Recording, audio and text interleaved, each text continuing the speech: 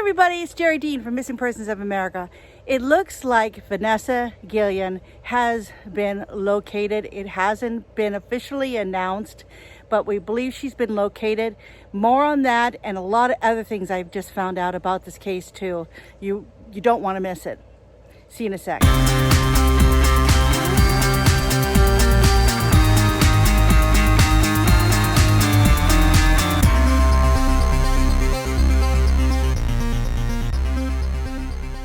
Any information?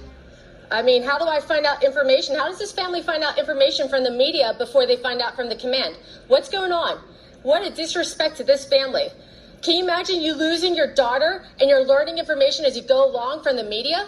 Because the command doesn't feel like they owe this family information or facts. In fact, whenever they say anything, it's false. So how are we going to go about living like this and letting this happen, not just to us, but to others? Vanessa Guillen's remains have likely been found. The family is stating that the remains that were found yesterday, they believe are Vanessa's, although authorities haven't come forward and said that. Now, this whole thing started about, late last week. We had a set of remains that were found over there on Florence Road over by Killeen. And at first they thought it was Vanessa's remains. And then it was quickly found out that they were actually Gregory Morales's remains. And he had been missing almost a year from Fort Hood. And he left with his car. He was a soldier. He left with his car and he never returned. And they pretty much figured that he was AWOL. And here we find out his remains are found over there off that Florence Road in Killeen. Then a couple days later, more remains were found. Now, everybody is thinking, okay, more remains. This has got to be Vanessa this time. But the media was reporting that it was either animal or human, and they weren't sure.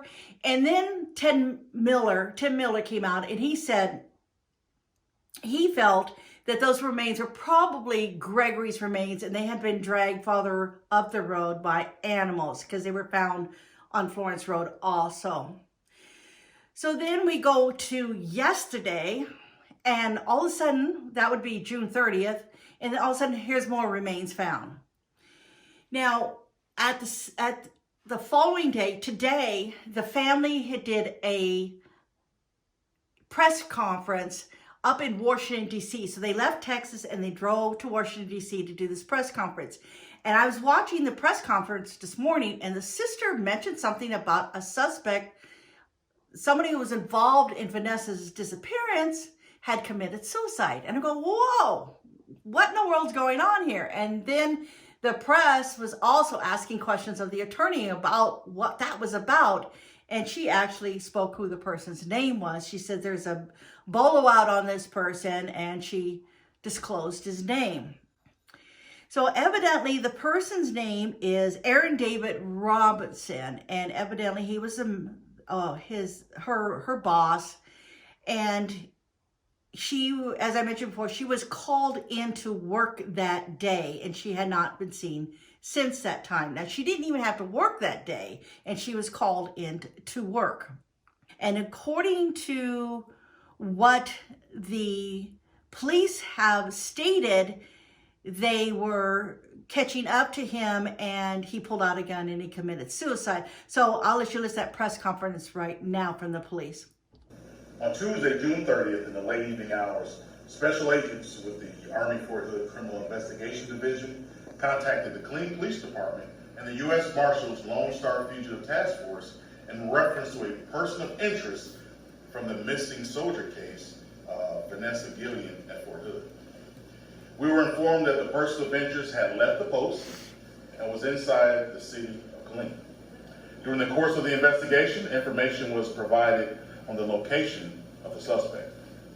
The suspect was located walking in the 4700 block of East Rancier Avenue. As officers attempted to make contact with the suspect, he produced a weapon and committed suicide by shooting himself. So evidently, Robinson committed suicide shortly after Vanessa's remains were found. Now, let's go back to the remains that were found over in Little River Academy. Now, their report came in that there was an odor over there, and Tim Miller went over there to take a look around.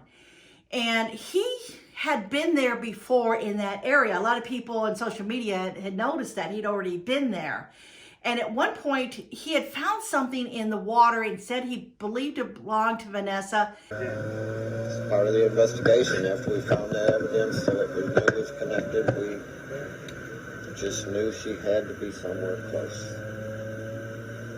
And Tim Miller had decided to talk to Crime Online. He got on the phone and he spoke with them.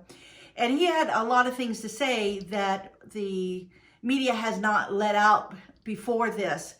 And I think that you guys would find it very interesting. But please note, it's very upsetting too. So Tim Miller said that the remains were sealed in concrete. So I'm just going to go ahead and read what he said. Quote, the suspected killers, according to Miller, poured freshly mixed concrete directly onto Guillen's body to make a homemade body vault. They also allegedly bought lime, shovels, and plastic bags and covered the body with rocks. And Miller also said that someone inside Fort Hood was later spotted by a witness carrying a black 3-foot Pelican case at the armory. And you see what the Pelican case looks like. And he said they had trouble getting it into the car. So I'm assuming it was probably very heavy and bulky and they couldn't get it in there. Then Miller went on to say that over at the site where the remains were found, that he saw tree limbs scorched above a fire pit the suspects used to burn evidence, along with that Pelican case I mentioned earlier. And Miller says he believes they tried to burn Guillen and the evidence right there. Unbelievable. So if you notice, he also said they. So I heard just a little bit ago that there were 2 more people that have been arrested. Now, I don't know how this plays into it. I'm sure it's going to come out very soon, but at this recording, I don't know how that plays into it. I don't know how they're involved. I don't know if they were involved after the fact or they were there when this horrible, terrible thing happened. I don't know. So Natalie Coham wants a third party to come in and take a look at this case. We would hope that it would provide a separate agency, something like the EEOC that we have as private in the private practice world. It would have an independent person, not part of the command, not part of the military, that's unbiased. A different set of eyes. No one has any skin in the game. It's going to be independent. It's going to be unbiased. It does a review, does its investigation, and therefore, like the rest of us in the civilian world, we have somebody to be able to review that and, obviously other ways and another venue to go to and disclose whatever information that you have. And she wants somebody to investigate what's going on, investigate how it got to this point and why nothing was done beforehand. And she is stating that there is no third party person that you can report anything to, that you have to go through the chain of command. And if you're in the chain of command and the person that's harassing you is above you, how can you go through the chain of command? You can't do anything about it. Vanessa did report the sexual harassment. She reported it to her sisters. She reported it to her mother. She reported it to her friends. She even reported to other soldiers on base. Many people recommended, why don't you just report it formally to your command and such? But she was afraid to, because the command, obviously, the sexual harassment was coming from her superiors. So her concern was the retaliation, being blackballed, being retaliated against. She just wanted to have a career in the military. Now, when I was working for federal law enforcement before I retired, I did some time as an EEO officer, and they had that in place, and it worked beautifully. And I took the job very, very seriously, and I was there to facilitate. And if somebody came to me with a complaint, I made sure that the person was heard. I made sure the person was protected.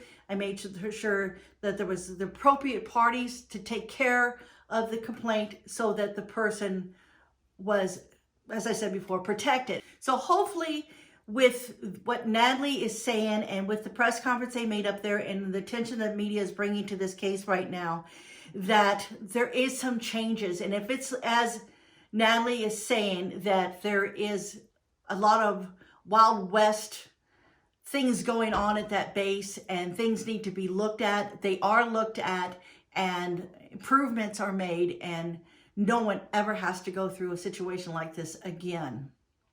All right, I think I've covered it all in this case. You got any questions, please put them in the bottom. I will answer you. I answer everybody that leaves comments down there.